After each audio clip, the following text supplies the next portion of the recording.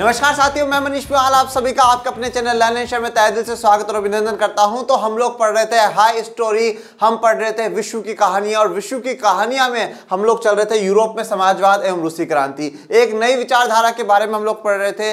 दुनिया में एक जो शक्ति उभर करके आने वाली थी रूस या सोवियत संघ, उसके बारे में हम लोग पढ़ रहे थे। और आज हम लोग पढ़ रहे हैं लेक्चर नंबर 5, और इस लेक्चर नंबर 5 में हम लोगों को क्या क्या पढ़ना है वो देखते हैं। पहला विश्व युद्ध और रूसी साम्राज्य। देखिए, हम ये बात जान चुके हैं कि जो रूस में क्रांति होगी वो 1917 के दौर में होगी, ठीक है। और कैलेंडर का क्या फर्क था, जूलियन कैलेंडर, ग्रेगोरियन कैलेंडर, वो भी जान चुके हैं। तो जो वो वाला दौर है, 1917 वाला दौर है, उसमें क्या चल रहा है, प्रथम विश्व युद्ध चल रहा है। 1914 से लेकर के 1918 तक क्या चलता है, प्रथम विश्व युद्ध चलता है। तो उस विश्व युद्ध में रूसी साम्राज्य का क्या रोल रहता है वो जानेंगे।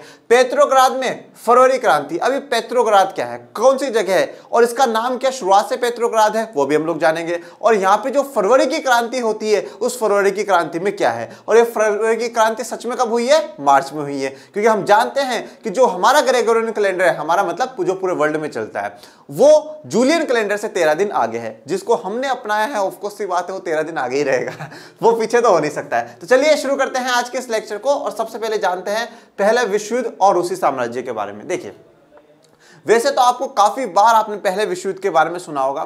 पूरी दुनिया में 2 विश्व युद्ध हुए हैं, ठीक है। एक प्रथम विश्व युद्ध जो हुआ 1914 से 1918 के बीच में। इसमें भी 2 ग्रुप या 2 खेमे, 2 गुट लड़ते हैं। एक होती है केंद्रीय शक्तियां, जिन्हें हम लोग सेंट्रल पावर्स इंग्लिश में कहते हैं, और एक तरफ होती है मित्र राष्ट्र या एलाइड पावर्स, जिन्हें हम लोग कहते हैं, ठीक है। कौन कौन से हैं वो अभी हम लोग जानेंगे। ये जब युद्ध हुआ, इसको प्रथम विश्व युद्ध ना कहकर के क्या कहा गया था, ग्लोबल वर्ल्ड वॉर कहा गया था, ग्लोबल वॉर कहा गया था। वह वैश्विक युद्ध हुआ है, क्योंकि और उम्मीद थी जीवन में कि भाई जैसा युद्ध यह हुआ है ना, आने वाले समय में कभी भी नहीं होगा। ऐसा युद्ध जो अब हुआ है, मतलब 1914 से 1918 तक जो युद्ध हुआ है, ऐसा युद्ध दुनिया में वापस कभी नहीं होगा। इसको लिए क्या नाम दिया गया, वैश्विक युद्ध या ग्लोबल वॉर इसको नाम दिया गया। पर क्या हुआ, एक इंसान ने जन्म लिया पृथ्वी पर, जिनका नाम था हिटलर बाबा। और हिटलर बाबा ने, और इस प्रथम विश्व युद्ध में जर्मनी को इतना नुकसान होगा कि जर्मनी को क्या कर दिया जाएगा, बिल्कुल अपंग बना दिया जाएगा। तो हिटलर बाबा में राष्ट्रभक्ति की बहुत भावना थी, और उन्होंने सोचा कि मुझे तो क्या करना है, बदला लेना है। और फिर द्वितीय विश्व युद्ध भी वो छेड़ देते हैं। मतलब मैं इंस्टाग्राम पे पढ़ रहा था कि बोले एक बार हिटलर नदी में डूब गया था तो उसको बचाने के लिए किसी ने उसे बचाया, और कहा जाता है दुनिया की सबसे बड़ी भूल है कि उसको बचा लिया, क्योंकि उसके कारण हजारों लाखों बेगुनाहों को उसने बेफालतू में मौत के घाट उतार दिया, जो कि गलत था। तो 1914 से 1918 तक प्रथम विश्व युद्ध हुआ। इसको प्रथम विश्व युद्ध बाद में नाम दिया गया जब सेकंड हो गया, ओके, सेकंड हो गया। तो इस 1914 से 1918 तक के विश्व युद्ध की बात करते हैं। हम यहाँ पे इस विश्व युद्ध की क्यों बात कर रहे हैं, क्योंकि इस दौर के बीच में रूस में क्रांति भी हो रही है, और उस क्रांति का प्रभाव रूस में क्या पड़ता है, और उसका प्रभाव प्रथम विश्व युद्ध पे क्या पड़ता है वो देखते हैं। 1914 में 2 यूरोपीय गठबंधनों के बीच युद्ध छिड़ गया था, ठीक है। जो यूरोप है वो 2 भागों में बढ़ जाएगा, और 2 गठबंधनों के बीच में युद्ध छिड़ जाएगा। एक तरफ कौन सी है, केंद्रीय शक्तियां। मैं जो पहले आपको बता रहा हूं केंद्रीय शक्तियों के बारे में बता रहा हूं।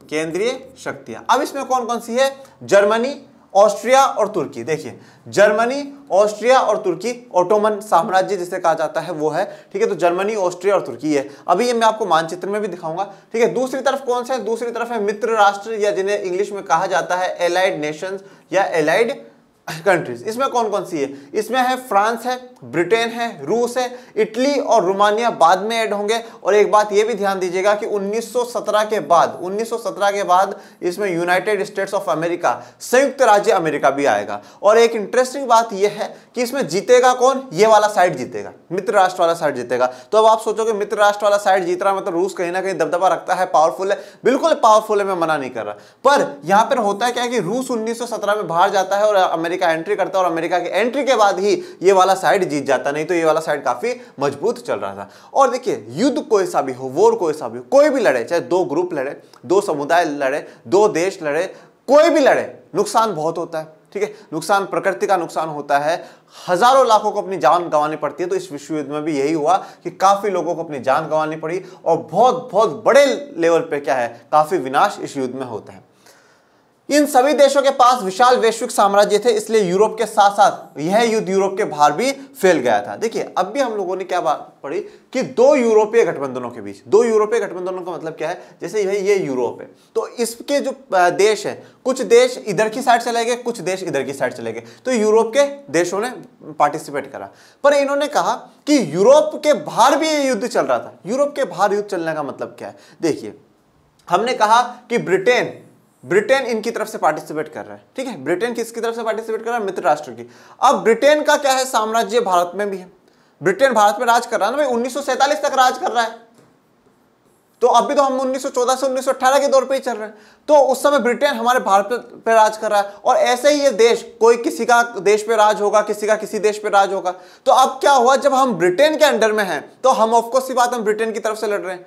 और हम ये पढ़ेंगे भी, जब आप कक्षा 10 में आ जाएंगे और आप भारत में राष्ट्रवाद पढ़ेंगे तो आपको ये चीज बताई भी जाएगी कि 1914 से 1918 जब प्रथम विश्व युद्ध होता है तो उसमें ब्रिटेन भारत से मजबूरन जबरन लोगों की भर्ती करता है और उनको कहता है आर्मी में चलो और आप हमारी तरफ से लड़ो। और उस समय हमारे भारतीय जो बड़े नेता है उनका यह भी मानना होता है कि अगर हम ब्रिटेन की तरफ से लड़ते हैं और भविष्य में ब्रिटेन जीत जाता है तो वो हमें क्या कर देगा, आजाद कर देगा। पर ऐसा बिल्कुल भी नहीं हुआ, ब्रिटेन ने हमें बिल्कुल भी आजाद नहीं करा। ब्रिटेन जीत गया पर फिर भी हमें आजाद नहीं करा। तो ये यहां पर ये कहना चाहता है कि यूरोप में तो युद्ध चल रहा ही है, यूरोप में तो अपने आप को पावरफुल दिखाने के लिए, अपने आप को सुप्रीम दिखाने के लिए, अपने आप को सुपीरियर दिखाने के लिए ये कंट्रीज लड़ ही रही हैं। पर इन सभी कंट्रीज का किसी देश पर राज चल रहा है, किसी का किसी देश पर राज चल रहा है। तो अब जिस देश में जिसका राज चल रहा है उसको क्या है, उनकी तरफ से लड़ना पड़ रहा है। हम यूरोप में नहीं, हम एशिया में, उसके बावजूद भी हम इस युद्ध में शामिल हो गए, हम इस युद्ध में कूद पड़े, ठीक है। तो इस प्रकार से क्या है कि वैश्विक साम्राज्य था, इन सभी देशों के पास पूरे विश्व में अपना अपना साम्राज्य था, अपना अपना राज था। तो ये जो युद्ध है ये यूरोप में नहीं, यूरोप के बाहर भी चल रहा था। इसीलिए तो इसको विश्व युद्ध कहा गया है कि भाई उस युद्ध से पूरा विश्व क्या हो रहा है, प्रभावित हो रहा है। उस युद्ध से पूरा विश्व प्रभावित हो रहा है। पूरा विश्व दो खेमों में बट गया, केंद्र शक्तियों में और मित्र राष्ट्रों में। दो खेमों में ये बढ़ जाता है और जब पूरा दो खेमों में बढ़ जाता है, पूरा विश्व दो भागों में हो जाता है, तभी क्या होता है, विनाश दिखता है। और इसीलिए हम इसे क्या है, विश्व युद्ध कहते हैं। अब देखिए, अब आप आ जाइए मानचित्र पे। मानचित्र में मैं आपको दिखाता हूं। पहले हम बात करते हैं किसकी, केंद्र शक्तियों की। ये रहा जर्मनी, ये रहा ऑस्ट्रियो हंगरी, ठीक है। ऑटोमन साम्राज्य मतलब तुर्की वाला जो पार्ट है आप वो बात करेंगे। उसके बाद हमने बात करी किसकी, इंग्लैंड की, फ्रांस, रशिया, ठीक है, रोमानिया, बुल्गारिया, ठीक है, और अमेरिका तो उधर रह गया, उनको छोड़ दो आप, ठीक है। तो ये वाला देखिए, ये वाला जो भाग आपको नजर आ रहा है, आप मानचित्र मैंने आपकी एनसीईआरटी से ही लिया है, तो एनसीईआरटी में मानचित्र खोलिए और इसको समझने की कोशिश करिए। ये बात आप देखिए, बहुत ध्यान से देखिएगा इस चीज को। ये जो केंद्रीय शक्तियां हैं, ये केंद्रीय शक्तियां बिल्कुल क्या है कि इनके बीच में फंस चुकी है। इधर से फ्रांस है, इधर से इंग्लैंड है, इधर से रूस है, और ये क्या है, ये बिल्कुल बीच में। और अभी ऑटोमन साम्राज्य तुर्की अगर आप कहेंगे तो रोमानिया और बुल्गारिया इनके बीच में आ गया। मतलब कहीं ना रोमानिया बुल्गारिया किधर है, मित्र राष्ट्र की तरफ है, किधर है, मित्र राष्ट्र की तरफ है। और ये क्या है, ये केंद्र शक्ति, मतलब केंद्र शक्ति जो बीच वाली है, सेंटर में आ रही है, इन्होंने अपनी पावर बना ली और इन्होंने सबने ग्रुप, एक मित्र राष्ट्र बनकर के अपना ग्रुप बना लिया और इनके बीच में युद्ध, घमासान युद्ध छिड़ जाता है। इस युद्ध को शुरू में जनता ने जार का साथ दिया। देखिए अब रशिया की तरफ से कौन लड़ रहा है, जैसे आज है, आज अभी रूस का और यूक्रेन का युद्ध चल रहा था, तो हमारे जो माननीय प्रधानमंत्री मोदी जी वो भाषण दे रहे हैं, वो बता रहे हैं कि भाई हम ऐसा है, वो मीटिंग्स कर रहे हैं और कर रहे हैं। अब एक बात बताइए कि भाई हम चाहे देश के अंदर रहते हुए हम हमारे प्रधानमंत्री की पॉलिसी से विपक्ष में हो सकते हैं, पक्ष में हो सकते हैं, हमारे अपने विचार हो सकते हैं, पर जब हम एक पूरी दुनिया पे कोई बात कर रहे हैं, जब हम कोई एक स्टैंड ले रहे हैं, तब हमें क्या है, सरकार का साथ देना होगा। जब अगर भारत सरकार ये कहती है कि अगर हम यूक्रेन के साथ है तो मतलब 135 करोड़ की आबादी यूक्रेन के साथ है, अगर वो कहते हैं कि नहीं हम रशिया के साथ है, तो 135 करोड़ आबादी मानती है कि हाँ हम रशिया के साथ है। हम इंटरनेशनल मुद्दों पर, हम अंतरराष्ट्रीय मुद्दों पर सरकार के विपक्ष नहीं जा सकते, ठीक है। क्यों? क्योंकि एक अच्छी इमेज नहीं जाएगी ना यार, देखो इनके तो देश के लोग ही साथ नहीं दे रहे तो ये विदेश वाले क्या इज्जत करेंगे, तो वो वाला सा बात रह जाती है। तो यहां पर क्या है, जार, जार मतलब राजा जो है वहां का, कहां का, रशिया का। जब राजा 1914 तक, 1914 से 17 तक, 17 में जब क्रांति होगी 2 मार्च को राजा को हटा दिया जाएगा। तो अब राजा वहां पर सुप्रीम है, सरकार किसकी है, राजा की है। तो जब न्योता आता है रूसी साम्राज्य के पास कि भाई आप इस विश्व युद्ध में भाग लीजिए, आप इस विश्व युद्ध में लड़िए, तो राजा बिल्कुल लड़ता है। तो अब शुरू में तो जनता ने पूरा साथ दिया, नहीं नहीं देखिए हमारे राजा जी लड़ रहे हैं और राजा जी को सपोर्ट करना चाहिए, देश की बात है, जर्मनी को हराएंगे, बड़ी बड़ी शक्तियों को हरा देंगे, तो राजा को हमें साथ देना चाहिए। इस युद्ध को शुरू में जनता ने जार का साथ दिया, तो बिल्कुल क्या है, जनता जार के साथ, राजा के साथ, निकोलस सेकंड के साथ रहती। युद्ध लंबा खिंचता गया, जार ने ड्यूमा में मौजूद मुख्य पार्टियों से सलाह लेना छोड़ दिया, तो जन समर्थन क्या हो जाता है, कम हो जाता है। अब देखिए, अब आपको क्या है, कोई भी जो चीज समझनी है हिस्ट्री में, इतिहास में, हमें क्या है, एक स्टोरी वाइज समझनी है। हम पहले ये समझ चुके हैं कि 1905 में जो क्रांति होती है, ब्लडी संडे, ठीक है, पहले तो वो एक सॉन्ग भी आपने सुना होगा कि मंडे आया खून चूसने मंडे, ठीक है ना, यहाँ पे वो मंडे वो खून चूसने वाला नहीं है, ये ब्लडी संडे के बारे में हम 1905 की क्रांति के बारे में बात कर चुके हैं। और वो क्यों कहा जाता है, क्योंकि उसमें काफी लोग, 100 लोग मर जाते हैं, 300 घायल हो जाते हैं, सड़कों पे खून बहा जाता है, तो इसलिए उसे क्या है, ब्लडी संडे कहते हैं, संडे का दिन होता है, इसलिए उसे ब्लडी संडे कहा गया। उस 1905 की क्रांति के बाद यह बात राजा मान लेता है कि अपने परामर्श के लिए, अपनी एडवाइस के लिए उसने एक संस्था बनाई है जिसे ड्यूमा कहा जाता है। पर उस ड्यूमा को, पहली ड्यूमा को वो 75 दिनों के अंदर, दूसरी को 3 महीने के अंदर क्या है, बर्खास्त कर देता है, हटा देता है। और तीसरी ड्यूमा जो उसने बनाई है वो किसकी बनाई है, रूढ़िवादी लोगों की बनाई है। रूढ़िवादी लोग कौन होते हैं, जो राजा के पक्षधर होते हैं, जो राजा के निष्ठावान होते हैं, राजा को बिल्कुल राजा जी बिल्कुल हमारे सिर पे बैठ जाओ, आप चाहे कितना ही गलत करो, आप हमारे साथ, हम आपके साथ हैं। तो ड्यूमा उन्होंने बना रखी है। पर देखिए समय के साथ क्या हुआ, जैसे जैसे युद्ध बढ़ता गया, तो जनता ने शुरुआत में तो किसको है, राजा को सपोर्ट करा है, राजा को सपोर्ट करा है। पर धीरे धीरे जो रशिया की क्या है, हालत बिगड़ते जाएंगे, और भी जब जन समर्थन और तब और कम हो जाएगा, जब क्या होगा कि जैसे जैसे युद्ध लंबा खींचेगा, तो जार ने ड्यूमा क्या है, वहां की संसद है, ड्यूमा क्या है, वहां की संसद है, तो उसने वहां की जो मुख्य पार्टियां हैं उनसे सलाह लेना छोड़ दिया, किसने, राजा ने। और ये ड्यूमा जो हमने बना रखी है, ये जो ड्यूमा हमने बना रखी है, वो राजा को सलाह देने के लिए ही तो है। पर अगर ये राजा इसे सलाह ही नहीं लेगा, तो फिर किस काम का ये, फिर ये किस काम का। भाई आज हमने प्रधानमंत्री बना दिया, अगर प्रधानमंत्री कोई भी काम कर रहा है, अगर वो संसद में उस चीज को पारित ही नहीं कराएगा, संसद में बैठे लोगों से पूछेगा ही नहीं, तो फिर तो संसद तो बिल्कुल बेकार हो जाएगी ना। तो पूछना तो जरूरी है। तो और अब एक इंटरेस्टिंग बात यहां पर और बताता हूं, इस ड्यूमा में बैठे कौन है, इस ड्यूमा में बैठे हैं रूढ़िवादी लोग। तो रूढ़िवादी लोग तो आपको पता है किसके समर्थन में, राजा के समर्थन में। पर वो भी अब विरोध में हो जाएंगे, वो भी अब विरोध में हो जाएंगे। बोला आप हमसे एडवाइस नहीं ले रहे यार, आप हमसे नहीं पूछ रहे हो, तो पूछना तो चाहिए ना। तो जैसे जैसे क्या है, राजा इन लोगों से पूछना बंद कर देता है, इनसे एडवाइस लेना बंद कर देता है, तो जो जन समर्थन है, जो जनता का समर्थन होता है राजा के प्रति, वो धीरे धीरे क्या होने लग जाता है, कम होने लग जाता है। युद्ध जैसे शुरू हुआ है, बिल्कुल टॉप लेवल पे लोग सपोर्ट कर रहे हैं, पर धीरे धीरे जो लोगों का सपोर्ट है राजा के प्रति, वो कम होता जा रहा है, वो गिरता जा रहा है। ओके, जर्मन विरोधी भावनाओं के कारण ही लोगों ने सेंट पीटर्सबर्ग का नाम बदलकर पेट्रोग्राद रख दिया, क्योंकि सेंट पीटर्सबर्ग नाम जर्मन नाम था। देखिए अब यहां पर कुछ कारण देखिए कि आप लोगों में गुस्सा आ क्यों रहा है, उस गुस्से को आप समझने की कोशिश करिएगा। पहले तो देखिए मैंने एक फोटो दिखाई है, तस्वीर दिखाई सेंट पीटर्सबर्ग की। सेंट पीटर्सबर्ग जगह है, एक जगह का नाम है। यह रूसी साम्राज्य की राजधानी थी, यह रूसी साम्राज्य की क्या थी, राजधानी थी, कैपिटल थी। मतलब जो पूरा देश चलाया जाता था वो यहीं से चलाया जाता था। रूस के जो राजा महाराजा थे वो यहीं बैठा करते थे। ठीक है, इसमें भी हम ये देखेंगे कि इसको बिल्कुल 2 भागों में बांटा गया, एक गरीबों का भाग, एक अमीरों का भाग। तो राजधानी जो है पीटर्सबर्ग, राजधानी नाम। अब ये जो पीटर्सबर्ग है ना, ये क्या है, ये जर्मन नाम है, ये जर्मन नाम है। और जर्मनी के खिलाफ तो युद्ध ही चल रहा है। तो और जो रूस के लोग हैं वो जर्मनी वालों को बिल्कुल पसंद नहीं करते।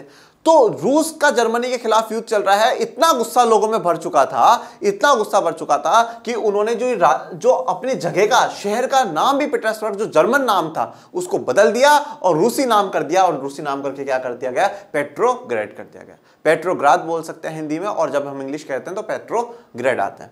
ठीक है, तो पेट्रोग्राद रख दिया गया। क्यों विरोध करा गया, क्योंकि जर्मन नाम था, कि हमें जर्मन वालों से बिल्कुल भी कोई ज्यादा इच्छा नहीं है हमारे उनके साथ रिश्ते रखने की, तो हटाओ नाम। अब देखिए जारीना, जार की पत्नी महारानी। ठीक है, जैसे हम महाराजा और महारानी बोलते हैं वैसे जार जरीना, तो वो क्या हो गया, जार और जारीना। तो जारीना कौन हो गई, जार की पत्नी हो गई। महाराज महारानी, महारानी कौन है, महाराज की पत्नी है। तो जार की पत्नी महारानी। अलेक्जेंड्रा, ये देखिए इनकी तस्वीर आप देख लीजिए, ये है अलेक्जेंड्रा। ठीक है, ये कौन है, ये जो जार है वहां के निकोलस II, उनकी पत्नी है, धर्म पत्नी है। जर्मन मूल का होने का और उसके घटिया सलाहकार और खास तौर से रासपुतिन नामक एक सन्यासी ने राजशाही को और अलोकप्रिय बना दिया। देखिए, पहली बात तो जो रूस के लोग थे उनको जर्मन से बिल्कुल भी कोई लगाव नहीं था। अब क्या था, ये जो महारानी साहब है ना, ये क्या थी, ये जर्मन की थी। कहां की थी? जर्मनी की थी।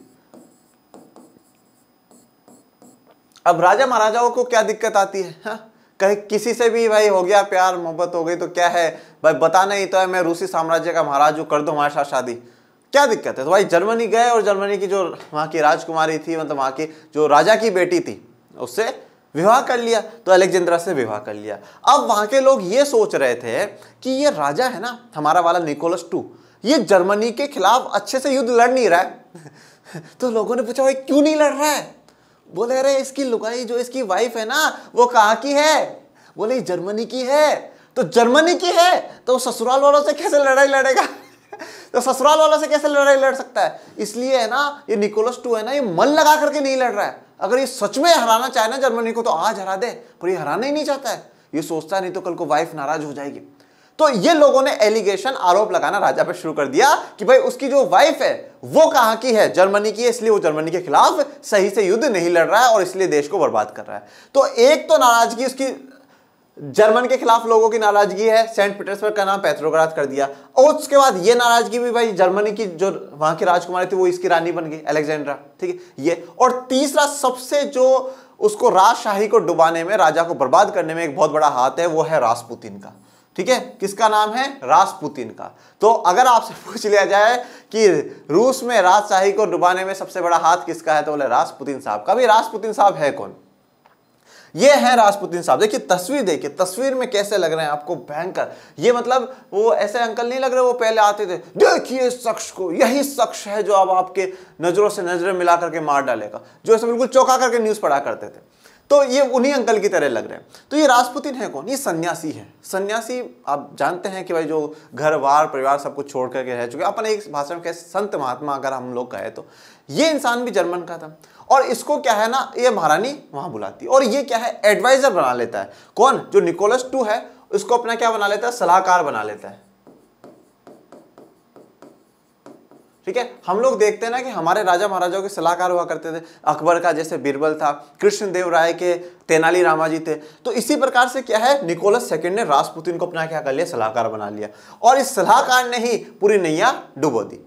तो लोगों का ये मानना था कि भाई ये जो सलाहकार है ना रासपुतिन, ये बिल्कुल भी अच्छी एडवाइस नहीं देता राजा को। अगर ये अच्छी एडवाइस देना तो अच्छी सलाह दे तो हमारा देश बहुत आगे बढ़ सकता है। तो लोगों को इनसे भी समस्या थी कि भाई महारानी जर्मनी की है, इसलिए राजा सही से युद्ध नहीं लड़ रहा है, और ये रासपुतिन है, इसने तो पूरा नैया ही डुबा दिया।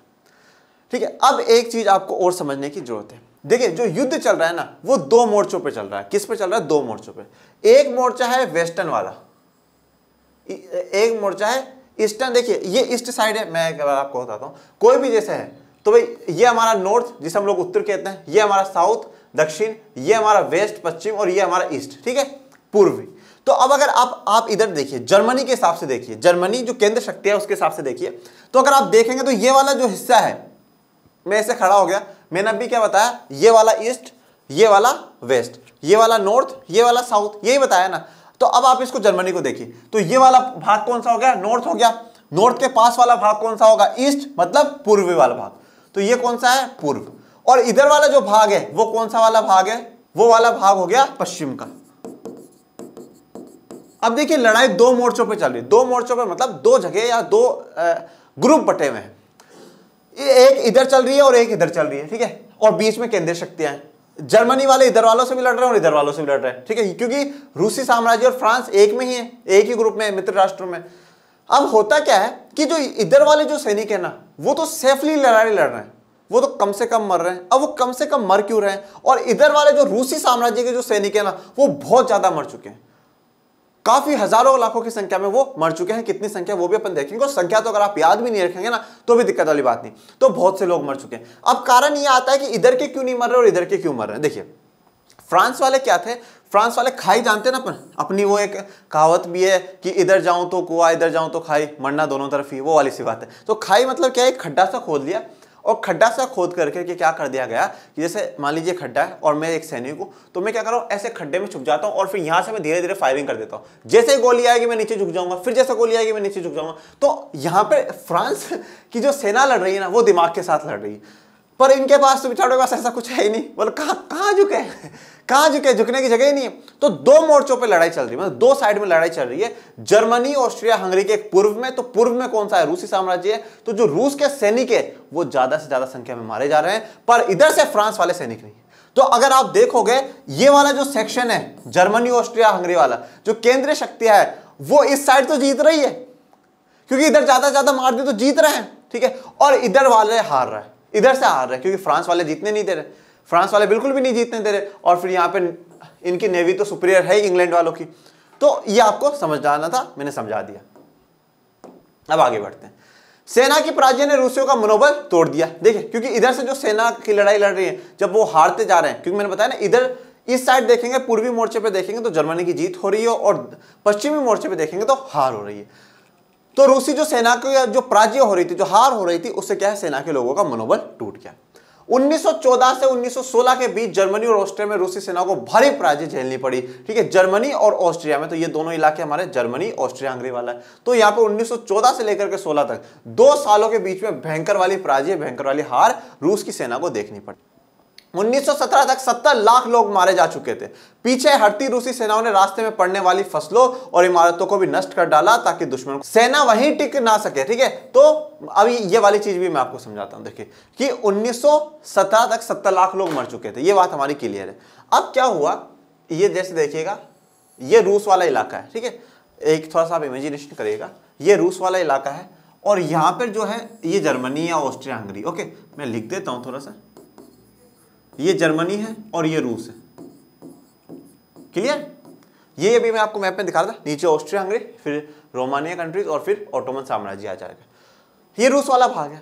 अब क्या हुआ, जर्मनी के जब लोग इनको मार रहे हैं, डुक डुक डुक डुक डुक डुक डुक डुक, तो उनको मार रहे हैं, अब जो मार रहे हैं, जो बच रहे हैं वो भाग रहे हैं, भगो भगो भगो बचो, क्योंकि फ्रांस वाले तो नीचे झुक जाते थे, हमारे पास झुकने के लिए जगह नहीं है।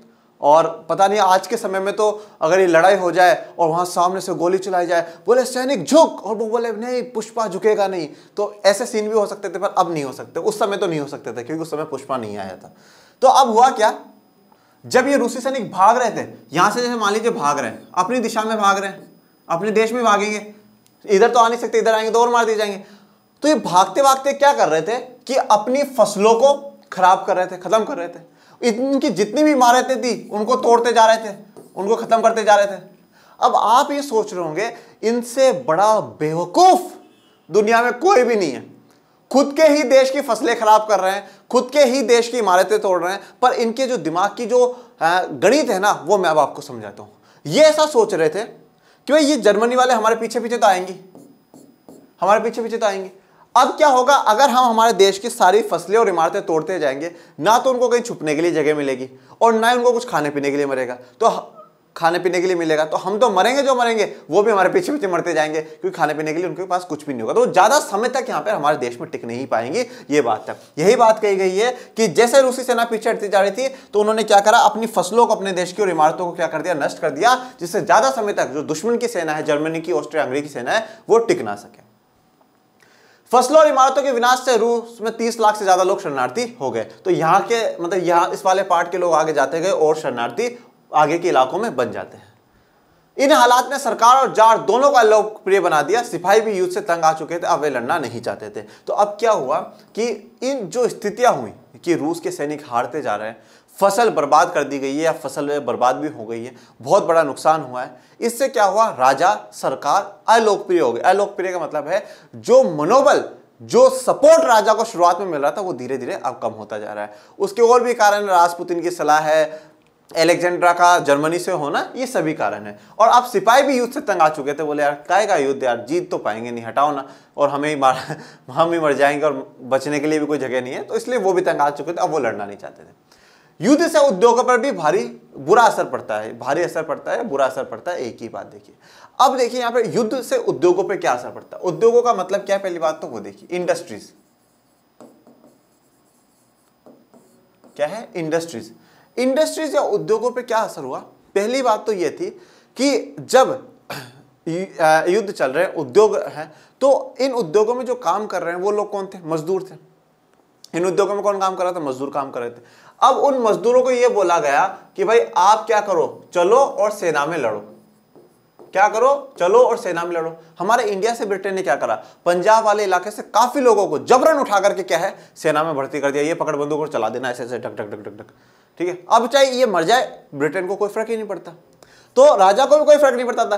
तो उद्योगों में जो लोग काम कर रहे हैं, तो वो मजदूर क्या है, सेना में चले गए, तो वो उद्योग बंद हो गए, तो वो उद्योगों पे बहुत बुरा असर पड़ा। और भी इसके कारण है, वो भी अपन समझेंगे आगे। रूस के अपने उद्योग तो वैसे भी बहुत कम थे, अब तो बाहर से मिलने वाली आपूर्ति भी बंद हो गई, क्योंकि बाल्टिक समुद्र में जिस रास्ते से विदेशी औद्योगिक सामान आते थे उस पर जर्मनी का कब्जा हो चुका था। अब इस चीज को बहुत अच्छे से समझिएगा, ये आपको पूरा पॉइंट समझा देगा।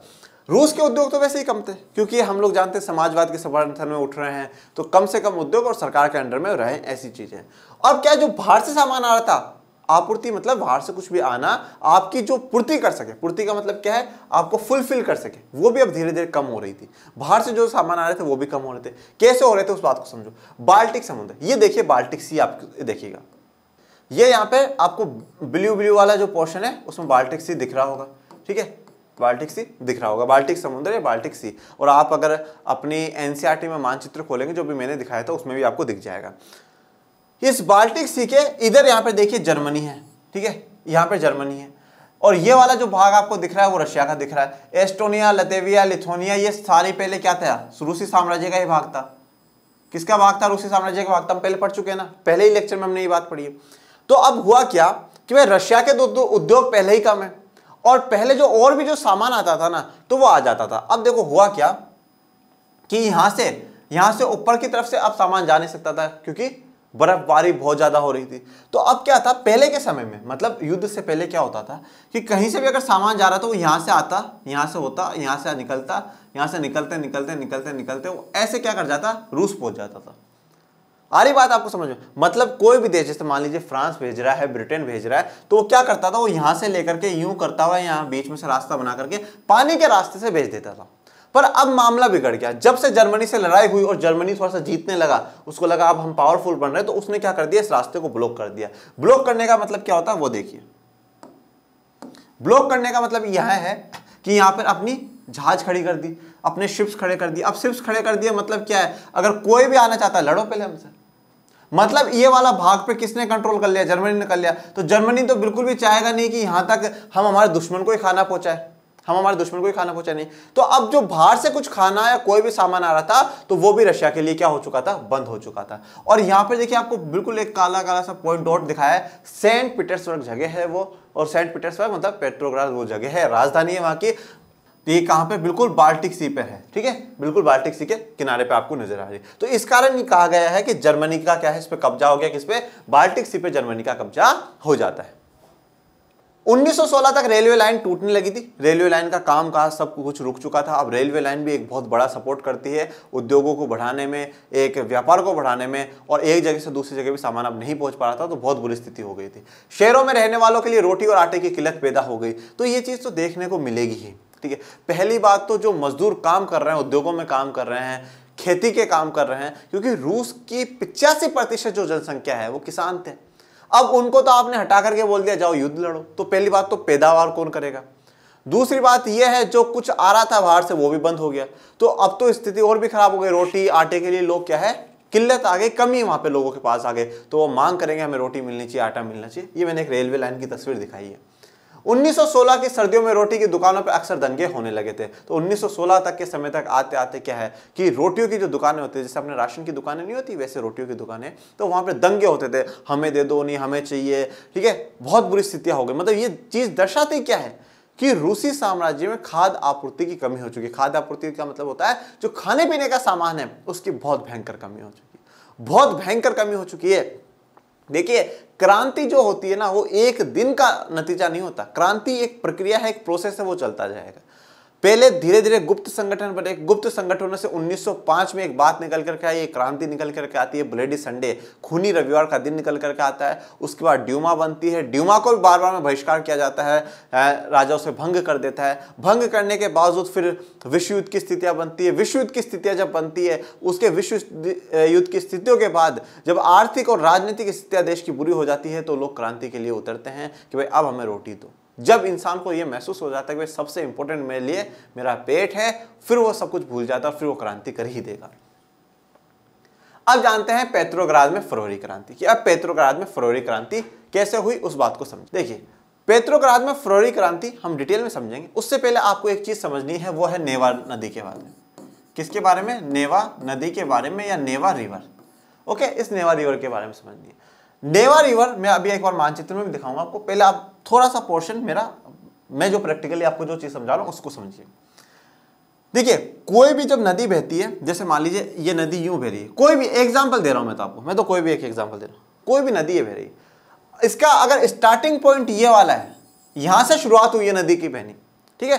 ध्यान दीजिएगा कि अगर उसका स्टार्टिंग पॉइंट ये है नदी का, ओके, स्टार्टिंग पॉइंट ये है अगर नदी का, तो क्या होगा कि इसके जो अब यहां से है, मतलब ये मान लीजिए क्या हो गया, हेड हो गया ना, ये हेड हो गया, ये हेड हो गया। अब जैसे मेरा ये सिर है, ये मेरा सिर है। अब आप इसी हिसाब से रहो, इस हिसाब से। अब आपसे पूछेगा मनीष सर का लेफ्ट हैंड कौन सा है, आप ये वाला बता दोगे, ये वाला मनीष सर का लेफ्ट हैंड है। आप पूछोगे मनीष सर का राइट हैंड कौन सा, बोला ये वाला मनीष सर का राइट हैंड।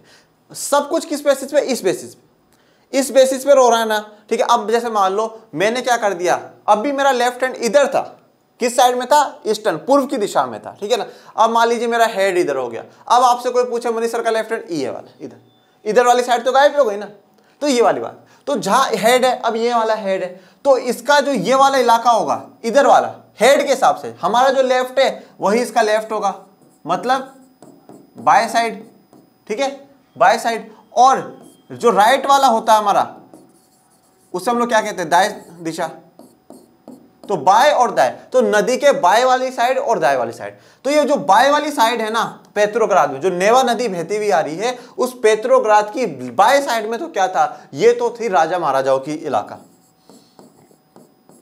यहां पे राजा का महल था, महल का क्या नाम था? Winter palace. यहां पे क्या थी? ड्यूमा थी, संसद थी, नेता वेता उन सबके घर इधर थे। मतलब ये बहुत रिहायशी इलाका था, बहुत फेमस, बहुत भाई साहब अमीर लोग रह रहे हैं, ठीक है। और इधर वाला जो इलाका था वो किसका था? गरीबों का था। इधर वाला जो इलाका था वो किसको था? गरीबों का था, मजदूरों का था, ठीक है। तो अगर नेवा नदी के बाय साइड की बात कर रहे हैं या किसी भी नदी के बाय साइड की बात कर रहे हैं, तो ये किस बात पे निर्भर होता है कि उसका बहने का स्टार्टिंग कहां से होती है। अब जैसे मान लीजिए कोई नदी यहां से बह रही है, यहां से बह रही है, मैंने अभी ऊपर से बही, अब यहां से कोई नदी बहती हुई यूं जा रही है, और ये इसका क्या है? हेड है या माउथ कह सकते हैं आप, ये हेड है इसका, ठीक है। मैं एक इंसान समझ करके बता रहा हूं कि भाई ये नदी क्या है? एक इंसान ही है, ठीक है। तो ये इसका हेड है, ये हेड है, तो ऑफकोर्स बात है, इधर वाला जो है लेफ्ट हैंड और इधर वाला राइट हैंड, तो ये इधर क्या हो गया? लेफ्ट हो गया, इधर राइट हो गया। और अब ये यहां से बह रही है, तो ये लेफ्ट, ये राइट। अब मान लीजिए कि कोई नदी नीचे से यहां से शुरू होती है और यूं ऊपर बह करके जाती है, ये लेफ्ट, ये राइट।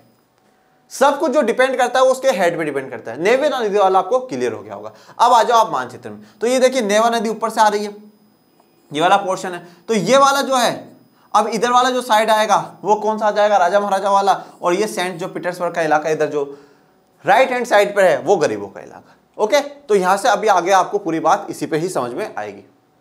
पेट्रोग्राद में फरवरी क्रांति। सन 1917 की सर्दियों में राजधानी पेट्रोग्राद की हालत बहुत ही खराब थी। क्यों बहुत खराब थी? क्योंकि खाना पीना आपूर्ति सब कुछ बंद हो चुकी थी, सैनिक लड़ने से मना कर रहे हैं, बहुत बुरी स्थिति हो चुकी थी। ओके, संसदीय प्रतिनिधि चाहते थे कि निर्वाचित सरकार बची रहे, इसलिए वो जार द्वारा ड्यूमा को भंग करने के लिए की जा रही कोशिशों का विरोध कर रहे थे। देखिए, आप अगर गलत का साथ देंगे ना तो आप भी लंबे समय तक नहीं बच पाएंगे। ये बात हमेशा जीवन में ध्यान रखिए।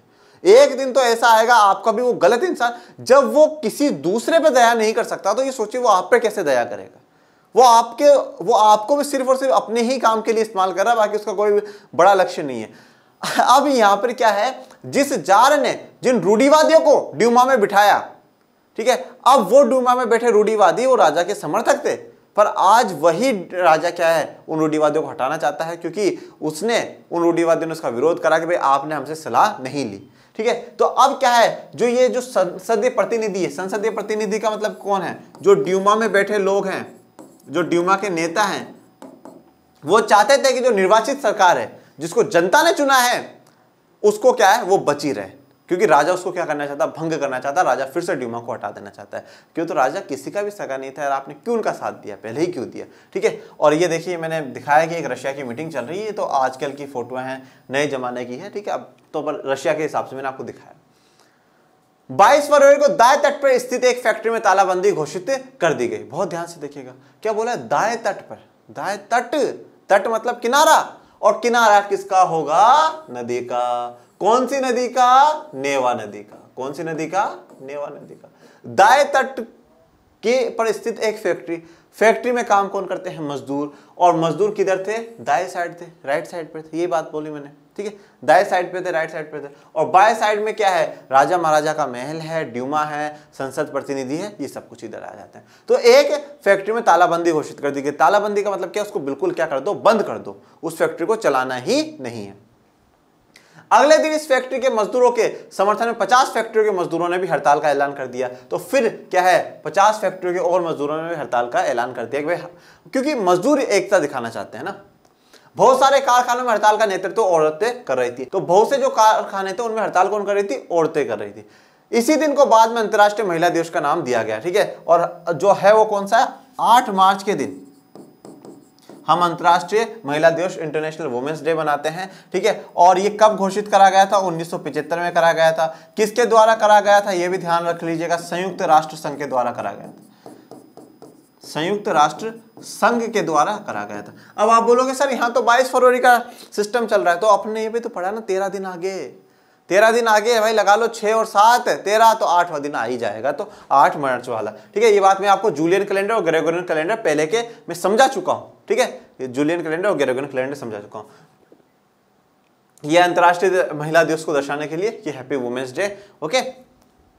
जब फैशनेबल रिहायशी इलाकों और सरकारी इमारतों को मजदूरों ने घेर लिया तो सरकार ने कर्फ्यू लगा दिया। ध्यान से दीजिए, देखिएगा, ये वापस नेवा नदी की मैं बात करूंगा। क्या बोला, फैशनेबल रिहायशी इलाके, रिहायशी इलाके, रिहायशी इलाके कौन से हैं, ये वाले जहां पे राजा महाराजा का घर है, ड्यूमा है। तो यहां पे राजा महाराजा का है, उनकी सरकारी इमारतों को, सरकारी इमारतें क्या इधर ही होंगी, सरकार की मतलब राजा की इमारतें हैं, जो राजा की बिल्डिंग है, उनको क्या कर लिया, मजदूरों ने घेर लिया। तो मजदूरों ने जैसे ही घेरा तो सरकार ने मतलब राजा ने ये घोषित कर दिया, कर्फ्यू लगा दो। कर्फ्यू लगाते ही मतलब क्या है, अगर आप सड़कों पे दिखे तो आपको मार दिया जाएगा, ओके।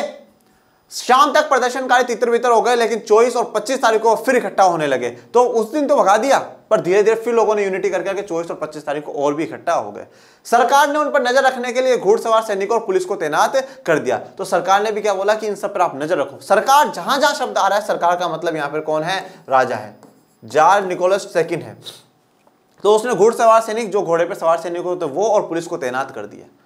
रविवार 25 फरवरी को सरकार ने ड्यूमा को बर्खास्त कर दिया। तो देखिए, सरकार ने ड्यूमा को बर्खास्त कर दिया, सरकार ने ड्यूमा को बर्खास्त कर दिया, मतलब राजा ने जो संसद बना रखी थी उस संसद को क्या कर दिया, बर्खास्त कर दिया कि भाई आज से संसद है ही नहीं, इस संसद को ना मैं मानता हूं ना जनता संसद को मानेगी। और हमारे देश में एक बात होता है, इस संसद को कौन बर्खास्त कर सकता है, हाँ, कौन हटा सकता है संसद को, पढ़ा है अपन लोगों ने राजनीति विज्ञान में, ओके। आज आप बताइएगा कमेंट बॉक्स में कि कौन कर सकता है। तो राजा ने संसद को क्या कर दिया, बर्खास्त कर दिया कि अब संसद है ही नहीं, ड्यूमा है ही नहीं। 26 तारीख को प्रदर्शनकारी बहुत बड़ी संख्या में बाएं तट के इलाकों में इकट्ठा होने लगे। क्या बोल रहा है, बाएं तट पे, मतलब इधर वाला। आप इस बाएं और दाएं में मत कंफ्यूज हो जाइएगा, बस बाएं तट, बाएं ये वाला है, ओके, बाएं ये वाला है और दाएं ये वाला है, ठीक है। बाएं मतलब लेफ्ट हैंड, मतलब, और लेफ्ट में कौन रह रहे हैं, जो लग्जरियस, देखिए आप ऐसे याद रख सकते हैं, luxurious left, L for left और एल फॉर लग्जरियस, जो लग्जरियस लोग हैं, जो आरामदायक जीवन जीते। तो आरामदायक जीवन मजदूर और हम, आप और हमारे जैसे लोग तो जीते नहीं, राजा महाराजा और जो नेता होते हैं वो लोग ही जीते हैं, तो वो इस साइड है। और राइट हैंड साइड मतलब जो बहुत गरीब है वैसे लोग जी रहे हैं, ओके। तो 26 तारीख को बाएं तट पे इधर की तरफ आकर के प्रदर्शनकारी इकट्ठा हो गए। 26 तारीख को इधर की साइड क्यों आए, क्योंकि विरोध तो इधर वालों को ही करना है, विरोध तो इधर वालों को ही करना है। 27 को उन्होंने पुलिस मुख्यालय पर हमला करके उन्हें तहस नहस कर दिया। तो यहाँ पे 27 तारीख को पुलिस मुख्यालय को पे उन्होंने हमला करा। ये हम भारत के राष्ट्रवाद में भी पढ़ते हैं कि हमारे देश में अलग अलग जगह पे पुलिस के, जो ब्रिटिश पुलिस के हेड ऑफिस थे, वहाँ पे अटैक करा गया, उनको मारा गया। यही स्थिति यहाँ पर हुई। रोटी, तनख्वाह, काम के घंटों में कमी और लोकतांत्रिक अधिकारों के पक्ष में नारे लगाते असंख्य लोग सड़कों पर जमा हो चुके थे। तो यहाँ पे लोग क्या डिमांड कर रहे थे कि हमें रोटी दो, हमारी तनख्वाह बढ़ाओ और जो काम के घंटे हैं उनको क्या करो, कम करो। और उसके साथ साथ क्या है, लोकतांत्रिक अधिकारों के पक्ष में कि लोकतंत्र के अधिकार होने चाहिए, मतलब एक सरकार हो, निर्वाचित सरकार बने और वो हमें सभी के सभी अधिकार दे। इसके लिए अब लोग सड़कों पर उतर चुके थे कि अब हमें राजा नहीं चाहिए, अब हमें राजा नहीं चाहिए। 1917 में है ना, 1917 में जो रूसी साम्राज्य है वो इससे बाहर आ जाएगा, विश्व युद्ध से बाहर आ जाएगा। क्यों आ जाएगा ये बात सुनिएगा, क्योंकि वहां पर वो जैसे ही राजा हटेगा, ठीक है, राजा हटते ही सरकार बदलेगी और सरकार बदलते ही, क्योंकि पहले तो यहाँ पे क्रांति हुई तो राजा हट जाएगा और राजा जैसे ही हट जाएगा सरकार बदलेगी और वो बोलते भाई जय राम जी की, अब हमारे बस की नहीं भाई बिल्कुल भी बस की नहीं है, अब हम लोग नहीं लड़ रहे, जिसको लड़ना वो लड़ो, हम तो नहीं लड़ेंगे, ऐसा रूसी साम्राज्य बोल करके हट जाता है। उस शाम को सिपाही और मजदूर एक सोवियत या परिषद का गठन करने के लिए उसी इमारत में जमा हुए जहां अब तक ड्यूमा की बैठक हुआ करती थी। यहीं से पेट्रो का सोवियत का जन्म हुआ। देखिए यहाँ पे जो शब्द आता है सोवियत, सोवियत का मतलब क्या है? सोवियत का मतलब है स्वशासी संगठन। स्वशासी संगठन मतलब क्या है? खुद के बनाए हुए ग्रुप है, लोगों ने खुद अपनी इच्छा से एक ग्रुप बनाया है, ठीक है, तो सोवियत या परिषद आप उसे कह सकते हैं। यहाँ पर ये बात आपको ध्यान देनी है कि उसी शाम सिपाही और मजदूर, मतलब जब राजा है ना उनको आदेश देता है सिपाहियों को, अपने पुलिस कर्मियों को, जाओ लोगों को मार दो, गोलियां चला दो, तो उसमें वो जो सिपाहियों की टुकड़ी होती है, जो सेना के जो लोग होते हैं वो भी मना कर देते हैं, बोले नहीं अब नहीं चलानी गोली वोली। बोले राजा तूने बहुत बर्बाद कर दिया देश को, अब नहीं चलानी गोली, जा बिगाड़ ले जो बिगाड़ना। और जो ऑफिसर बहुत ही डेडिकेटेड था राजा को, तुम कैसे नहीं चला रहे हो, ये वो राजा जी का आदेश है, ऐसा वैसा, तो बोले तू ही जा पहले, उसी को गोली मार करके भगवान को प्यारा करवा दिया, ठीक है। मतलब जो लोग राजा के लिए इतने समय से राष्ट्र निष्ठावान थे, अब वो भी समझ चुके थे कि अब जनता के सुनना जरूरी है, और वो भी उन दुखों को समझते थे जो जनता सहन कर रही थी। तो पुलिस भी अब उनके खिलाफ हो गई थी। तो सोवियत बनता है और सोवियत की मीटिंग कहाँ हो रही है? जहां पे ड्यूमा की मीटिंग होती थी, मतलब जहां संसद चलता था, जहां पे संसद चल रहा है। जैसे आज हमारा जो संसद है, संसद भवन है, लोकसभा राज्यसभा, उसमें एक सेंट्रल हॉल है, उसी सेंट्रल हॉल में हमारे देश की संविधान सभा बैठा करती थी। ओके, उसी देश में हमारे अब आपसे पूछा जाए कभी हमारा संविधान सभा कहाँ बैठ करके संविधान बना? बोला हमारे संसद में। उसी प्रकार से इन लोगों की मीटिंग कहाँ हुई? ड्यूमा में, जहां पहले संसद चला करता था। ओके, संसद को तो बर्खास्त कर दिया, वो सारे नेता हट गए, तो अब जो लोग क्या है, ये लोग वहां जाकर के मीटिंग करते हैं। ये आपके निकोलस सेकेंड जी देख लीजिए, लास्ट बार फ्रेंड की छुट्टी हो जाएगी। उसने कमांडर की बात मान ली और 2 मार्च को गद्दी छोड़ दी। अब देखिए किसने बात मान ली और किसने गद्दी छोड़ दी? जो निकोलस टू है, निकोलस है।